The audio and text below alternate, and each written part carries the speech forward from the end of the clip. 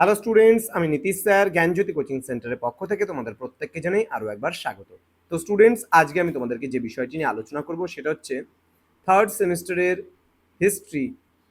ওকে, তোমাদের মেজর এবং মাইনর দুটো পেপারেই কিন্তু রয়েছে আজকের এই ক্লাসটি। স্কন্দগুপ্তকে ভারতের রক্ষাকর্তা কেন বলা হয়, বা ভারতের রক্ষাকারী কাকে এবং কেন বলা হয়। ইংলিশে প্রশ্নটা আসলে who is called saviour of India and why.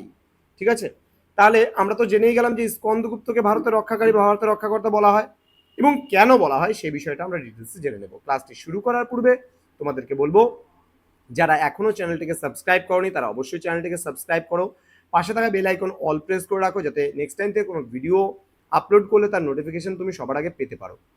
তোমার বন্ধুদের সঙ্গে ভিডিওটি শেয়ার করবে, এবং অনলাইনে যদি আমাদের কাছে তোমরা পড়তে চাও তাহলে অবশ্যই যোগাযোগ করো আমাদের অফিসিয়াল নাম্বার 7076398606 নাম্বারে, অথবা 6295916282 নাম্বারে।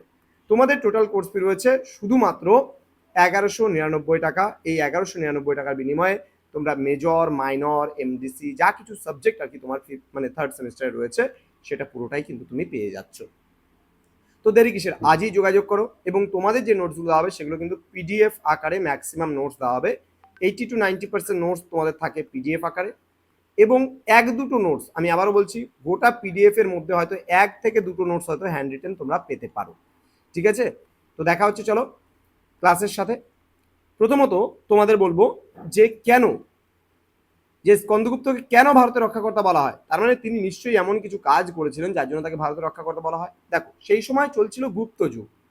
তখন গুপ্ত সম্রাট প্রথম কুমারগুপ্তের মৃত্যুর পরে স্কন্দগুপ্ত ভারতের সিংহাসনে বসেন, এবং সেই সময়কালটা ছিল 457 থেকে 67 খ্রিস্টাব্দ। এই যে সময়কালটা রয়েছে এই সময়কালের মধ্যেই কিন্তু ছিল। ওকে, তো স্কন্দগুপ্তের আমলে বা তার রাজত্বকালে মধ্য এশিয়া থেকে আগত নিষ্ঠুর ও দুর্ধর্ষ হুন আক্রমণ ঘটেছিল। ভিটারি স্তম্ভলেখের সাক্ষ্য অনুযায়ী স্কন্দগুপ্ত কিন্তু তাদের বিরুদ্ধে অগ্রসর হন, এবং শেষ পর্যন্ত তাদের এমন দুর্দান্তভাবে পরাজিত করেন যে পরবর্তী 50 বছরের মধ্যে তারা আর গুপ্ত সাম্রাজ্য কিন্তু আক্রমণের সাহস দেখায়নি বা সাহস আর পায়নি। তো স্কন্দগুপ্ত হুনদের সঙ্গে অসীম সাহসের সঙ্গে যেভাবে মোকাবিলা করেছিলেন তা কিন্তু আর বলার অপেক্ষা রাখে না।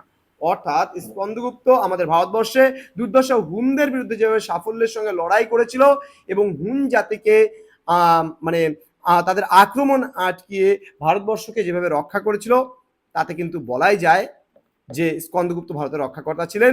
ডক্টর রমেশচন্দ্র মজুমদার কিন্তু স্কন্দগুপ্তকে ভারতের রক্ষাকারী এই কারণেই বলেছেন। তো আরও একটা ভিডিও নিয়ে তোমাদের সঙ্গে খুব তাড়াতাড়ি দেখা হচ্ছে। তোমরা প্রত্যেকে ভালো থেকো, সুস্থ থেকো। Thank you so much, thanks for watching. After all, thank you.